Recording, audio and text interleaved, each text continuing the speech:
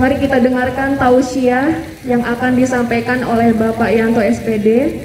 Kepada Bapak Yanto, dipersilahkan.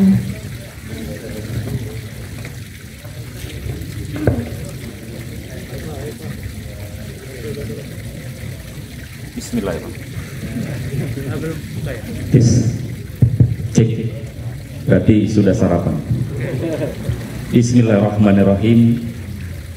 Alhamdulillahirabbil alamin allazi nasta'in ala muridin wa ala alihi washabihi ajmain amma ba'du. Waqallallah sallallahu alaihi wasallam. Alhamdulillah. Kayaknya tegang banget nih hari ini. Baru pertama langsung duduk. Ya, sebelum Bapak tambahkan, ya, baik kita sedikit expressing otak kita biar gak terlalu tegang. Bapak punya cerita. Jadi kata kuncinya harimau. Ya, sebelum Bapak mulai, biar kita refresh dulu. Kata kuncinya harimau. Jika ada kata harimau, nanti kita lakukan. Yang tangan kanan silakan tunjuk jarinya seperti ini. Tangan kanan kalian, tangannya seperti ini. Tangan kirinya seperti ini. Ayo kita lakukan. Tangan kanannya tunjuk seperti ini, tangan kirinya seperti ini. Pastikan kalian bisa konsentrasi, karena dengan konsentrasi itu kegiatan apapun akan berjalan dengan baik. Bisa? Bisa ya? Bapak Ibu juga bila silakan.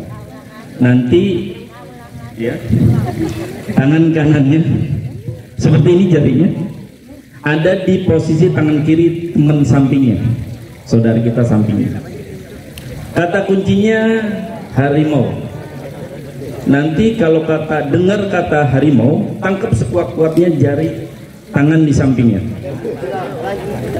Konsekuensinya, yang tangannya bisa ditangkap kita suruh nyanyi di depan. Setuju? Konsentrasi. Makanya apapun kalau kita lakukan dengan konsentrasi, maka hasilnya akan maksimal. Ya, kita coba. Kata kuncinya harimau. Kalau ada kata harimau, tangkap. Kita coba. Harimau. Oh, belum konsen. Belum konsen berarti. Baik. Sudah bisa? Bisa. Harimau. Oke. Baik. Ceritanya seperti ini. Ya, Bapak kulas dalam sebuah cerita. Pada suatu hari, harimau, ya, harimau bukan harimau. Pada suatu hari, harimau jalan-jalan ke gunung, ya, jalan-jalan ke gunung.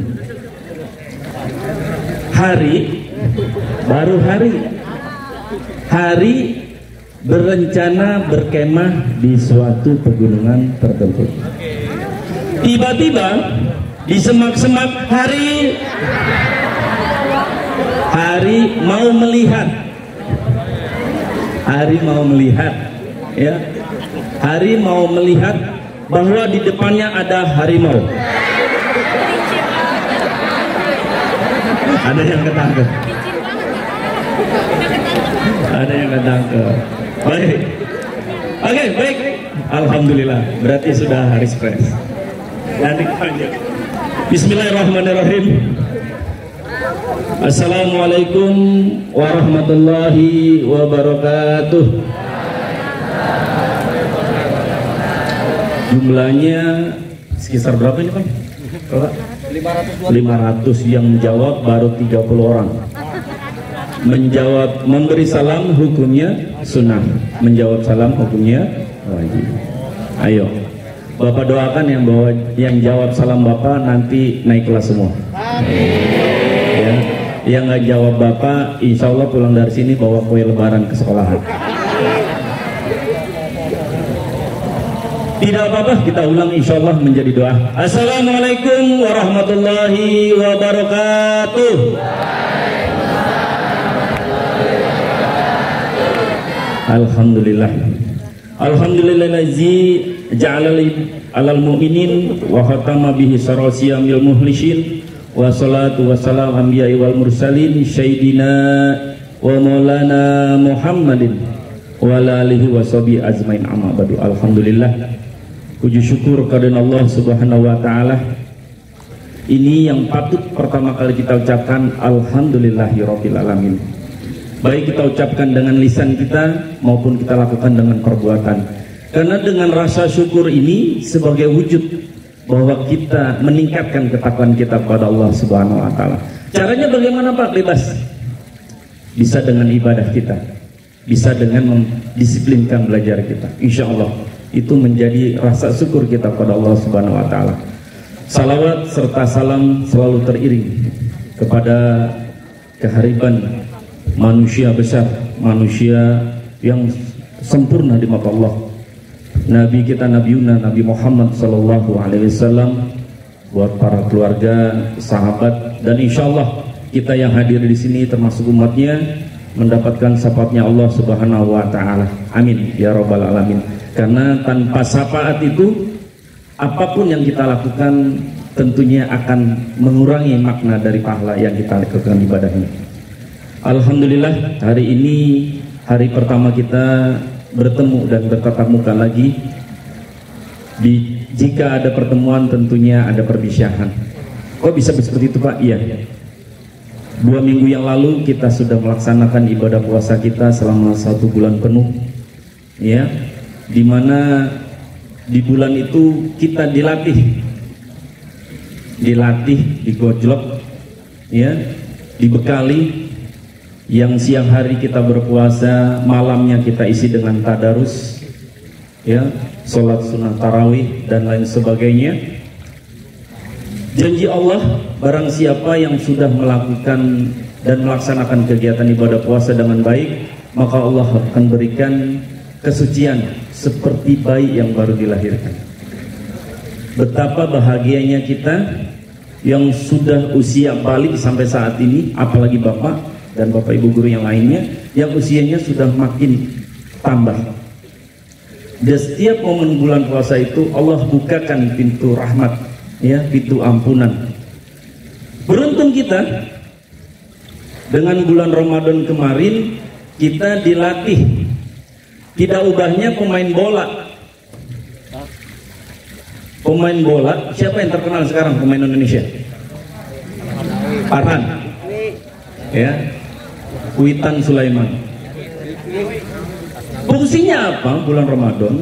Kita sebagai pelatihan. Seorang pemain bola kalau sering latihan tentunya hasilnya akan baik. Betul apa betul? Betul. Kalau sering latihan hasilnya tidak baik, berarti ada apa di situ? Kita tanyakan pada diri kita. Balik lagi ke Ramadan, setelah 30 hari atau 29 kita sudah dilatih, yang biasa dilatih kesabaran, ya, dilatih kejujuran, dilatih tentang hawa nafsunya. Setelah keluar Lebaran, setelah keluar dari Ramadan, tentunya harus lebih baik, Nak. Harus lebih baik, karena kita sudah dilatih di bulan Ramadannya. Rugi bagi umat Islam, setelah dia keluar Ramadan, maka kebiasaan di bulan Ramadannya hilang. Di bulan Ramadan kita biasa tadarus, setelah Ramadan hilang tadarusnya, rugi. Di saat bulan Ramadan yang sunnah-sunnah kita kerjakan, apalagi yang wajib, setelah keluar Ramadan kita anggap sepele, rugi. Dalam Islam, dosa itu hanya bisa dihapus dengan taubat kita, Nak. Dosa itu hanya bisa dihapus dengan taubat kita. Bagaimana caranya? Perbaiki, pertahankan apa yang sudah baik di bulan Ramadan, ditambah, jangan ditinggal. Kita sekarang masih masanya suci, masanya kita merayakan hari raya Idul Fitri, ya, seperti itu. Maka perbaiki apa yang kita dapat dari Ramadan kemarin. Pertama, kita harus ingat, yang pertama melatih disiplin. Benar kata Ibu kalau sekarang, ya, melatih disiplin. Dari Ramadan itu melatih kita disiplin. Bagaimana, Pak?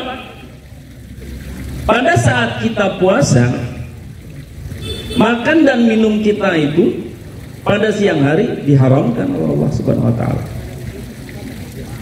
Makan dan minum itu tidak boleh. Kalau belum waktunya, pada saat bulan puasa nggak bisa kita makan dan minum. Tahu tempe? Tempe halal. Tapi pada saat kita puasa, tempe itu jadi haram. Kapan halalnya tempe? Maghrib. Pada saat maghrib baru jadi halal tempenya. Seperti itu. Nah, Ramadan menjadikan kita disiplin, harus sesuai dengan porsinya. Kalau memang belum waktunya makan dan minum, tidak boleh. Beruntung yang wanita pada saat dia mendapatkan haid, ya, boleh makan dan minum silakan. Tapi bagi laki-laki, pada saat dia batal puasanya hari itu haram makan dan minumnya. Nah, hati-hati, nih bapak-bapak nih dan anak-anak. Yang putri pada saat haid tidak boleh puasa, boleh makan dan minumnya halal. Tapi bagi laki-laki pada saat dia batal puasanya haram makan dan minumnya sampai dia nunggu maghrib. Makanya rugi. Ya, buat anak-anak bapak, oh seperti itu Pak. Ya, itu hukum. Hati-hati, rugi. Makanya mendingan sekalian puasa. Puasa melatih kita disiplin. Yang kedua, puasa melatih kita kejujuran. Kejujuran sangat dilatih. Pada hari pertama puasa, pertama kali puasa, sholat zuhur, tiba Allahu Akbar, kita wudhu tuh samping teman. Pada saat kita santren kilat, ambil wudhu, bisa aja kita kumur sedikit sampai ya, bisa saja. Tapi kita tidak lakukan itu. Pada saat kita ambil wudhu siang hari terik, ya, terik hari, rasa dahaga kita semakin tinggi, kita berwudu, mungkin KPK saja, polisi aja nggak akan bisa lihat, atau teman kamu yang di samping nggak akan tahu kalau kamu korupsi air wudhu kamu, ya, nggak akan tahu. Tapi karena kita menghadirkan Allah di hati kita, ada rasa takut kita kepada Allah, ya, rasa ibadah kita kepada Allah, kita nggak lakukan hal sekecil itu. Karena ibadah itu puasa kita kepada Allah. Kamu minum segelas pun nggak akan terlihat, ya. Tapi karena Allah, kita nih seperti itu. Hadirkan selalu Allah dimanapun. Pada saat kita sendiri, yang kedua adalah Allah. Pada saat kita berdua, yang ketiganya Allah. Kalau kita tanamkan di hati kita seperti itu, insya Allah ibadah kita akan terjaga. Itu jujur. Ramadan melatih kita tentang kejujuran. Setelah keluar Ramadan, lakukan itu dimanapun. Pada saat kalian bergaul dengan teman-teman di kelas, kepada bapak ibu guru dan lain sebagainya, lakukan kejujuran itu. Implementasikan dalam kehidupan kamu sehari-hari. Jujur. Poin ketiga, apa yang kita dapat dari Ramadan? Yang ketiga, melatih kita empati, ya, merasakan susahnya orang lain. Hari pertama, kedua sampai 29. Hari pertama kita sudah merasakan lapar. Biasanya terapi pertama adalah lapar terasa. Puasa pertama kita merasakan lapar, haus. Lalu kita dilatih sama Allah dalam bulan Ramadan itu untuk merasakan empati kepada orang lain. Bagaimana?